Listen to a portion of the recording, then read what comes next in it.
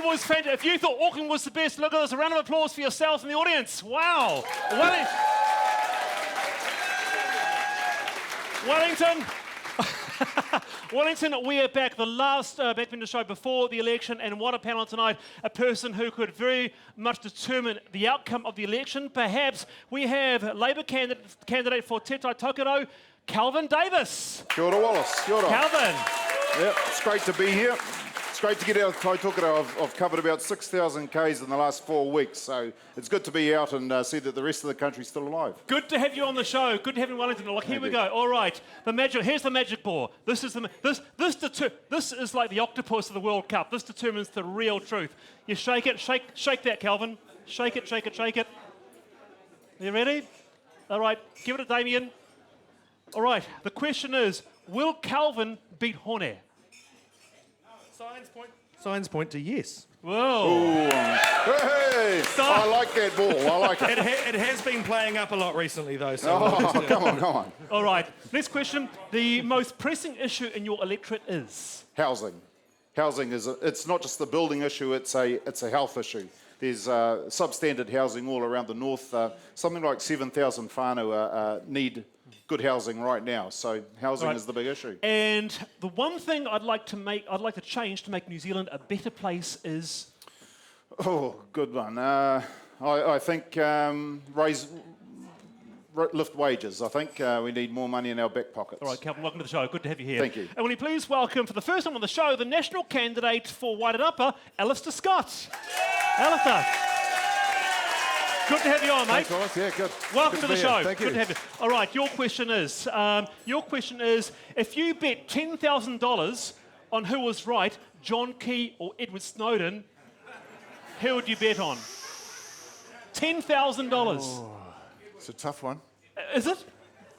Come on, man. John Key is All right, clearly. okay. All right. Was that suspenseful? Okay, John Key. All right, here we go. And that's an actual bet now. You know that, eh? That is an actual bet. exactly, Yeah, $10,000. $10,000. You hear it here. Alistair Scott, Yes, sir. who's your favourite rapper? Eminem. And you know what?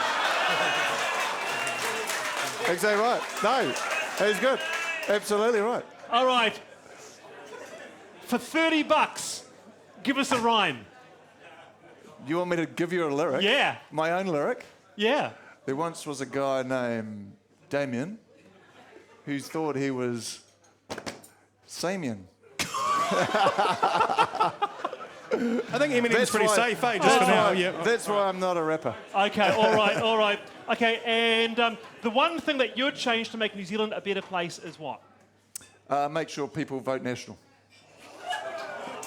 Increasing jobs, increasing the economy, creating opportunity for people to better themselves and their families. All right, okay. And will you please welcome for the first time on the show as well, the Green Party candidate for Tamaki Makaurau, Marama Davidson. Marama. Kia ora. Kia ora, Wallace. Kia ora, everybody. Good to have you on the show. Yeah, awesome to be here. All right, okay. Here we go. If you bet $10,000 on who was right, Edward Snowden or John Key, who would it be? I'd bet 1 million that it's Edward Snowden. All right. Okay. Tell us something, tell New Zealand one thing about Marama Davidson that we don't know.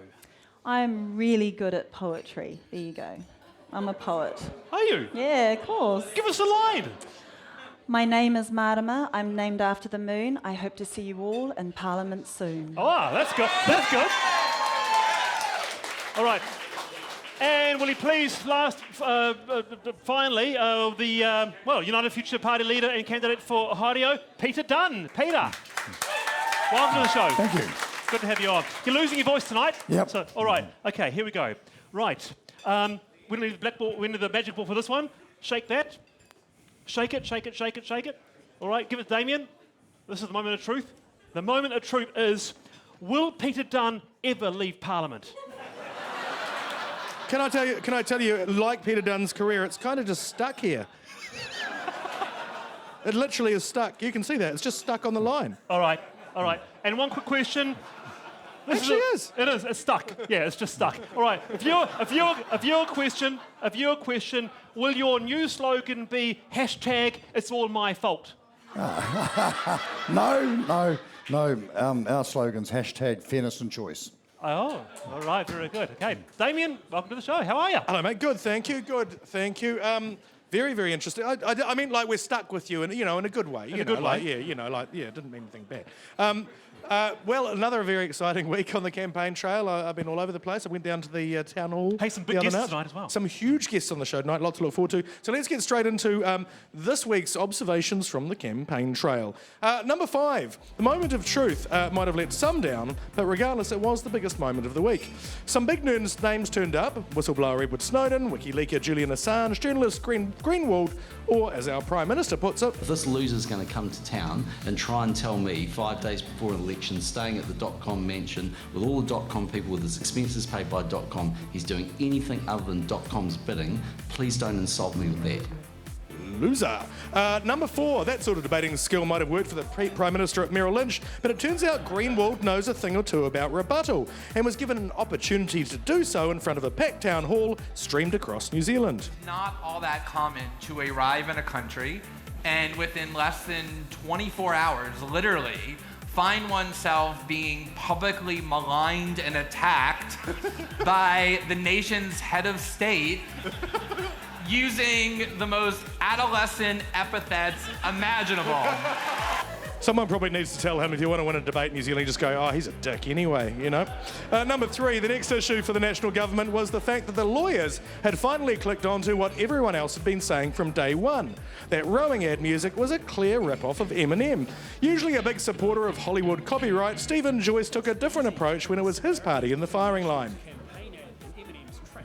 No, I think they're just trying to shake us down for some money before the election. Yes, that's right. The man worth $100 million, the biggest name in hip-hop, was trying to boost his fame and a little bit of money by getting a story on stuff.co.nz.